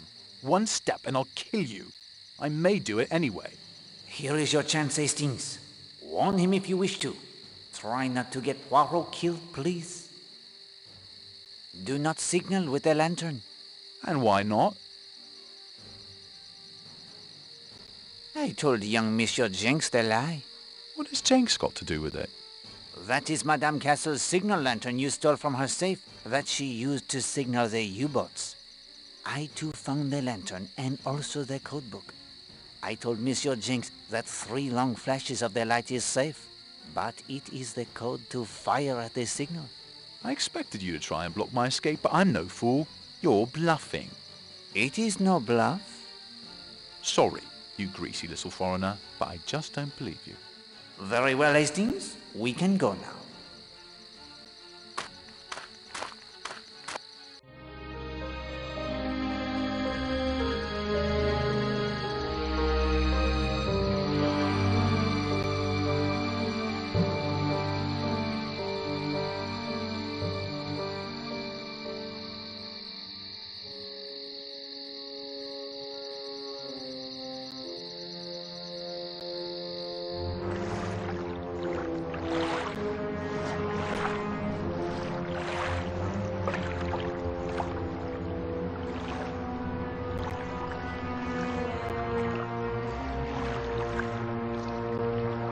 Right. That's the signal.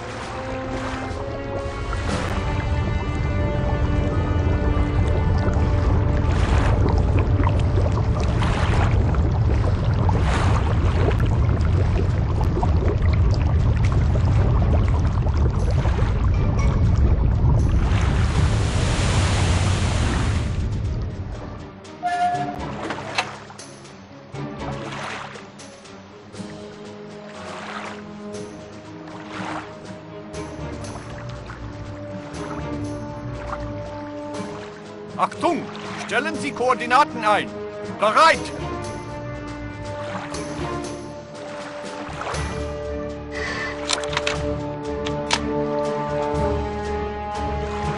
Ziel!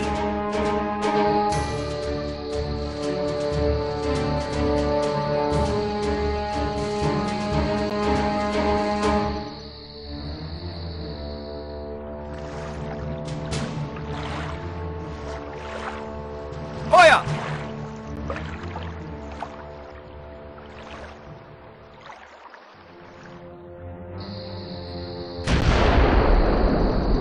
Hell.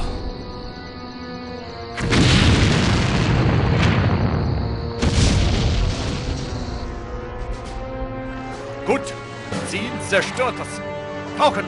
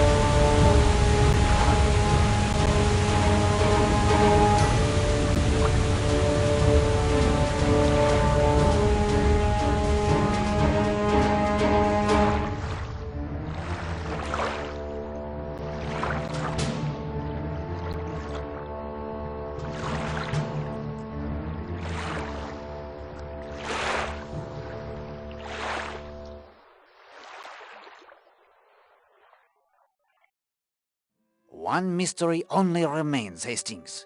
You have the clue. Code. What is then the code that allows someone to control their finger of suspicion?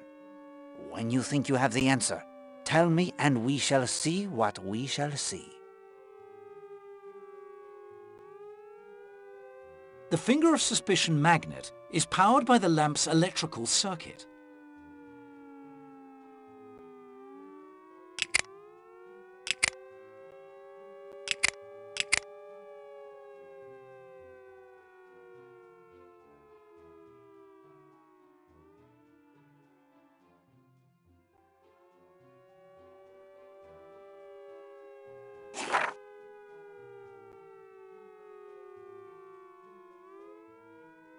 Ebian, my friend, if you think...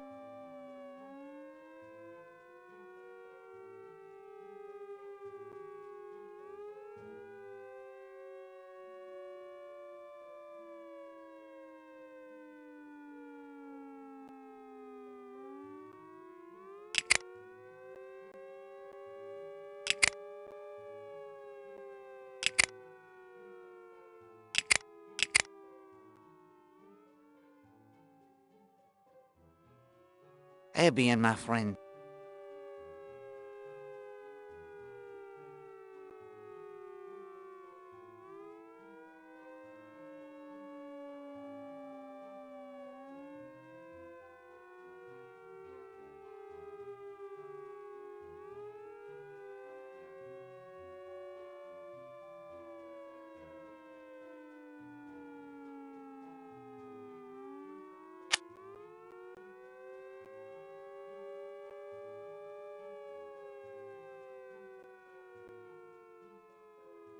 Things are progressing.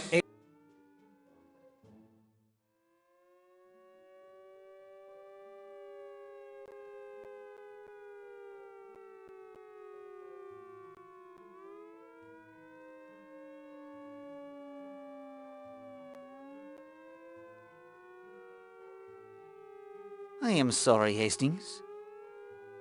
I am sorry. I am sorry. I am sorry. I am sorry, Hastings. I am sorry.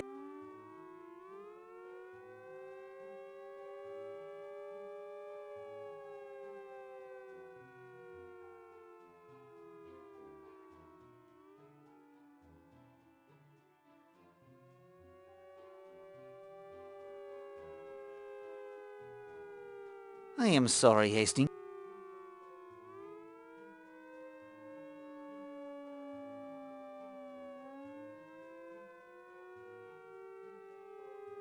I am sorry.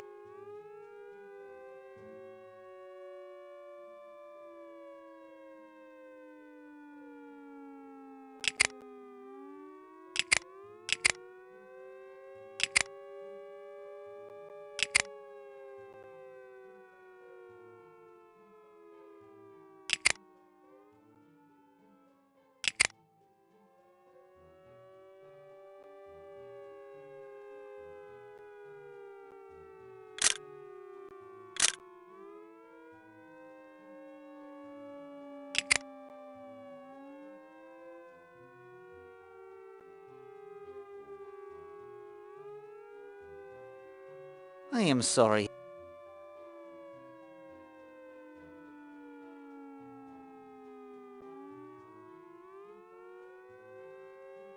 I am sorry.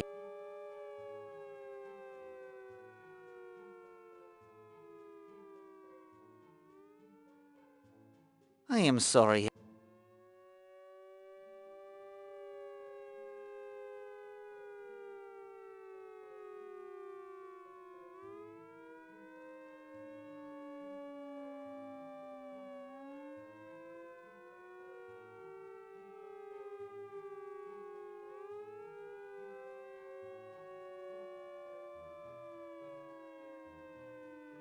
I am sorry.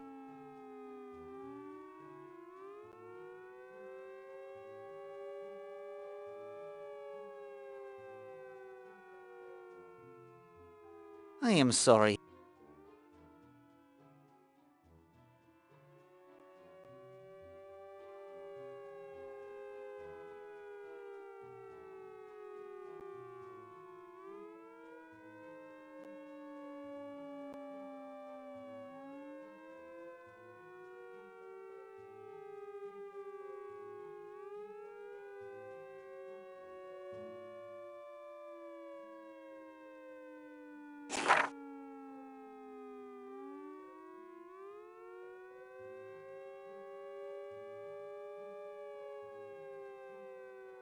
Bien, my friend. If you think you have the code,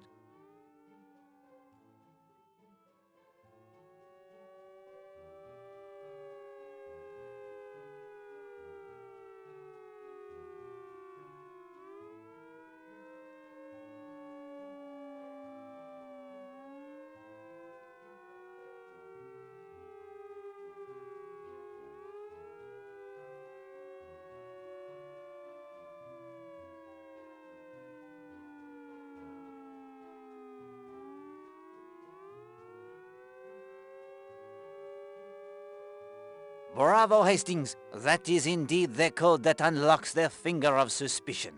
You have uncovered the secret of its magic.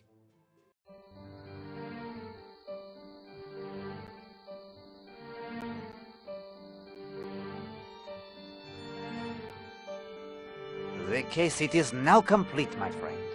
You have walked in Poirot's shoes. Poirot, I'll be honest with you. Now that I've given it a try, your job is not as easy as I thought. But thank you for the experience. I am proud to be your friend. And I am honored to have you as mine, Hastings.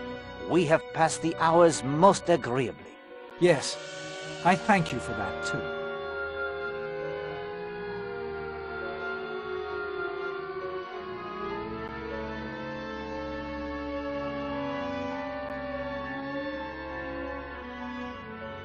I'm sorry, old chap. I should trot on over to the War Office, I'm afraid. And so, one mystery solved, and another, even greater, begins. Don't you worry. No more holidays at the beach for a time, maybe. But we'll pull through. You'll see. Oh, I feel like the dinosaur, Hastings. Gone is my world, where good always triumphs over evil. Where the clues, they all add up to the satisfactory solution. Where the murderer never escapes. This will be war as we have never seen it. Whatever the outcome, mon ami, the cost, it will be high. And I fear our world, it will never be the same. I don't ever slow up, no I don't take sh**.